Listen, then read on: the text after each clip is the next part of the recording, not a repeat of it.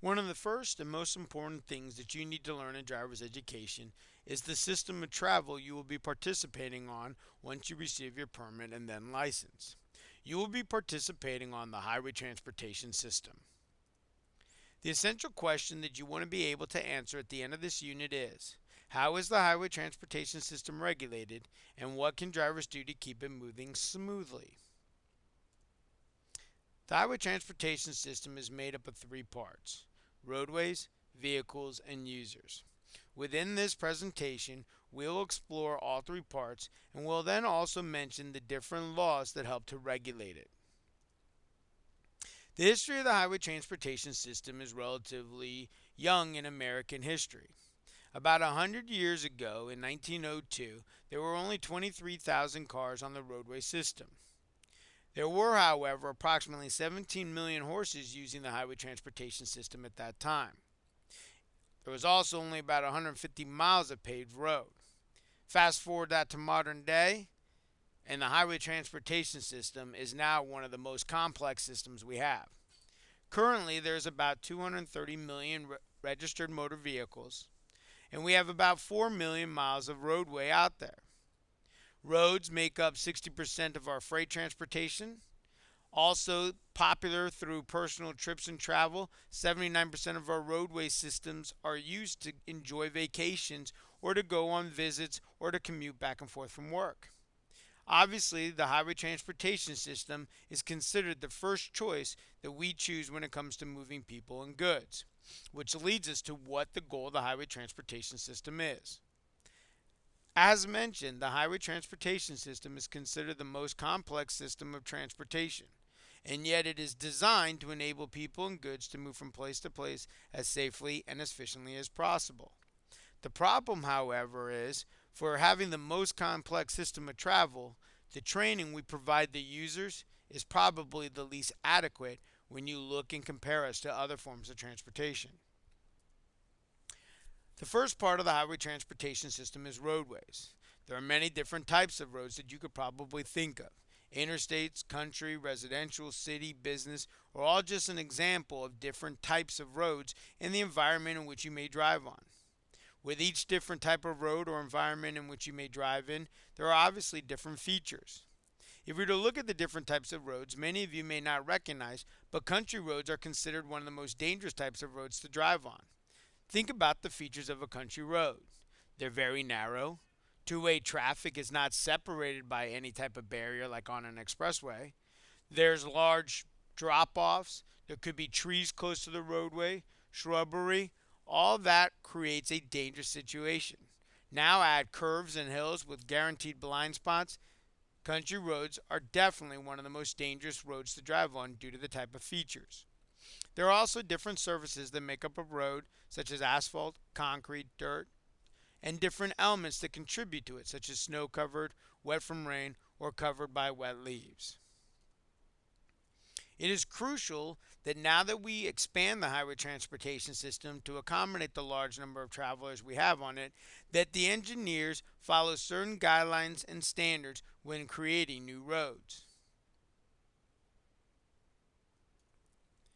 There are many different types of vehicles that travel on the highway transportation system as well.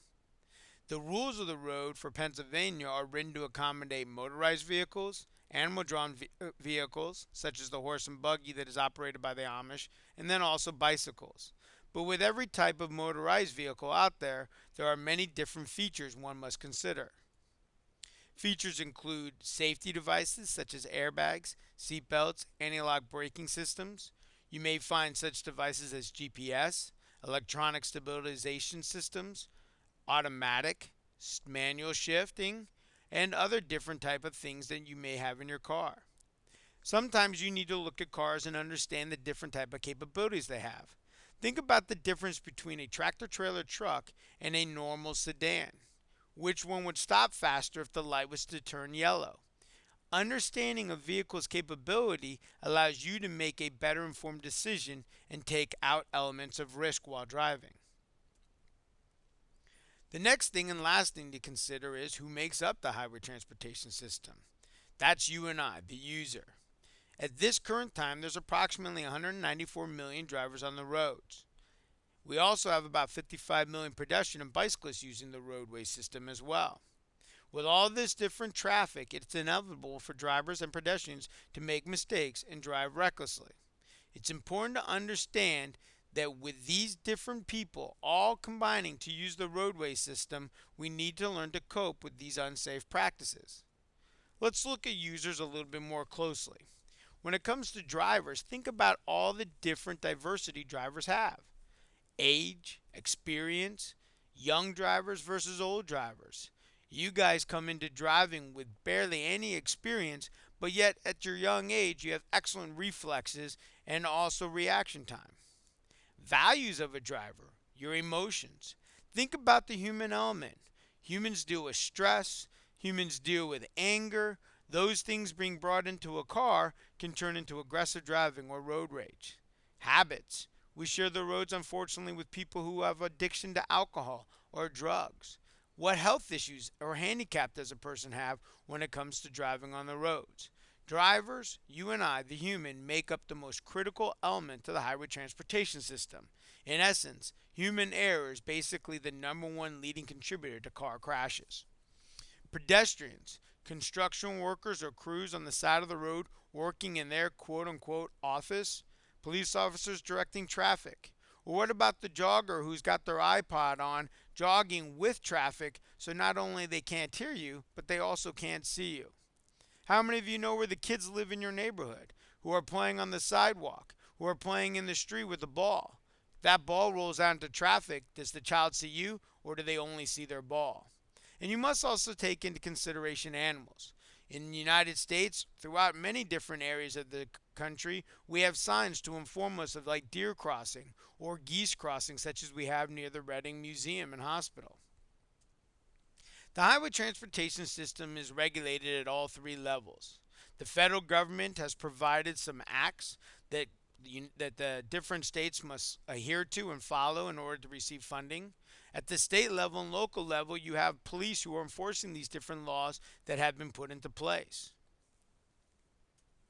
As we continue to progress through Unit 1, we will be taking a look at the following four laws and we'll apply them to the highway transportation system in the three parts.